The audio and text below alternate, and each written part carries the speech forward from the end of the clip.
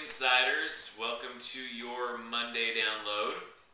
As you know, today is Memorial Day, and because we follow bank schedules, because that's who we work with all the time, Alliance is closed, the office is closed, but I am here for you to make sure you get your Monday download so that whether you're in the office today or not, you can get started with your week right. So perhaps it's good morning, good afternoon, good night, depending on what time you actually watch this video. But I apologize, I'm unshaven and in a t-shirt, which I don't normally do on a video, but it is the day off, so I got my cup of joe and I'm ready to go. So let's jump in here. Today's shout out is to one of our network agents, Karen Shaw. She's had a shout out or two in the past, and today I want to give her a shout out because last week she closed on another short sale. And the reason this one was so special or interesting and important is that in April, this particular buyer who was really set on getting their home buyer credit was really at the point where they were just about ready to back out. The contract had expired because it had been being negotiated and they weren't sure if they wanted to extend it. And Karen did a great job basically just talking and employing simple logic to the buyer and the buyer's agent, explaining to them that the value that they were getting in the house, so the equity that they were going to be moving into by buying it on a short sale, would far surpass the $8,000 tax credit even if they didn't get it. And the great news is because she did such a great job and they listened to the logic, they actually got both the good deal on the house and the $8,000 tax credit. So great job, Karen, keeping that buyer on board. I know it was challenging, and I know you're not the only one who kept buyers on board during that process, but I know specifically you and I talked about that and how to try and keep them from walking out, so we have to start over, especially because Wells Fargo on that particular file was being very, they were lacking in their communication. It was constant, it was not assigned, it was assigned, and then it wasn't assigned, and just a lot of miscommunication on the bank's side depending on who we talked to, and then all of a sudden one day we had it approved. So even with all the lack of communication from Wells, she was able to keep them on board. Speaking of buyers, I want to bring this up because I'm not sure if many of you realize this, but if you're representing a buyer purchasing a short sale, you very much can enlist our services. Just because the list agent may be negotiating the short sale or thinking that they want to negotiate it on their own does not mean that your buyer cannot request in the contract that Alliance Short Sales be engaged as a third-party negotiation company. The reason this kind of comes up is that in the last week, my wife Jessica, who all of you know is a real estate agent, was looking for a house for my brother. It's kind of an interesting story. He's looking for a house, and they came on a short sale. And she said, well, I mean, let's have Alliance negotiate this, and that way we know that we're going to get good quality negotiation. A lot of times with the list agent, you don't really know what kind of experience they have or how much time they're going to invest in the transaction. And so it's a bit of a crapshoot. A lot of times buyer's agents actually steer their clients away from short sales or talk their clients out of putting offers on short sales, even though maybe it's a great house or a great deal. That's a challenge that they just don't know that they want to deal with a list agent that they aren't sure if they're experienced. So so they wrote up the offer, and honestly, this is the first time that Jessica's done that, where she's had a buyer on a short sale that she wanted to have Alliance negotiate it.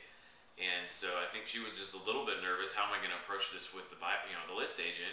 They probably think that they know exactly where they want to go, right? So we talked about it, and honestly, she just made a phone call and said, hey, here's what we're going to do. I got a buyer that's going to be putting in an offer. I work with a third-party negotiation company on my listings, and this buyer would really like that company to do the negotiations for them because they're highly successful. They've spent, they've negotiated hundreds of short sales, and we know that they're going to be dedicated to the short sale from start to finish. Making sure to let them know, hey, this isn't going to come out of your commission. Their fee comes out of the net proceeds to the bank, so it won't affect your commission. It won't affect your seller. Nobody has to pay for their involvement. But we're wanting to write the contract up with them being the negotiation company. Had a short dialogue with the agent. The agent was on board. She said, yeah, that's great, let's do it. And really, in most scenarios, Most agents are gonna, if you let them know that your buyer wants to engage free short sale negotiation service for their listing, most of them are going to be very excited about that. So I'm just throwing that out because I know a lot of you are representing buyers, and with the market the way that it is, a lot of those buyers are interested in short sales.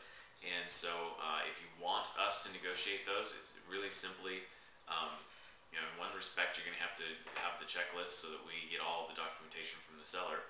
But we can engage that list agent as well to get that information. And so anyway, just write it up in the contract.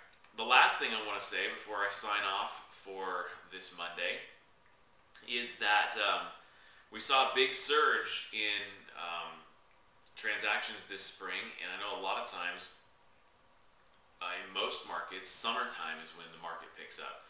Call it the summertime surge, or the increase in sales in the summer season. And I'm going to propose something that is possible that our summer surge has been traded for a spring splurge, and I'm throwing that out just as kind of a hey, heads up. If you're expecting the market to heat up even more for summertime, that may not happen. And so it really is just kind of something to think about, to be watching your numbers. I know at Alliance, I look at our numbers every single week. Every Friday afternoon, I'm taking a look at the numbers to find out, how many files are being submitted, how many files are going active, how many active files are being approved, and how many approved files are being closed. I mean, we look at our numbers every week, and it's really important because the number of active or newly submitted files ultimately translates into the number of closed files. And I know for you as a real estate agent, the number of listings is going to translate into a percentage of those being closed. And number of buyers, the same thing. So be looking at your numbers and see if there's a trend. Maybe you're still getting the same number of listings, but your close ratio is starting to drop. What's going on? Is there not a lot of offers, not a lot of properties going from active to contingent, or however you track it? But I just want to throw that out as food for thought, that if you had a really good spring, you might not want to go out and buy a new car. You might want to stick that into a reserve account and make sure you can weather the summer storms that may or may not be coming. I mean, again, everything in the future is conjecture, but it seems reasonable that if a lot of buyers were in the market in the spring to get their $8,000 tax credit, that many of those buyers would have been summertime buyers that just kind of got off their couch a little sooner to get out into the market. So anyway, that's all I have for today's Monday download. We have our conference call this Wednesday, so make sure that you block out time at 1:30 Pacific to jump on that conference call. I will send you a follow-up email with the details for that, and can't wait to talk to you on that call. Have an excellent week. Welcome to June. Speaking of, the iPad promotion's heating up. To get your free iPad to be the one with the most submissions through the end of June. We have 1 month left. May is over, so check out the website and see kind of where everybody's standing, and it's still well within reach.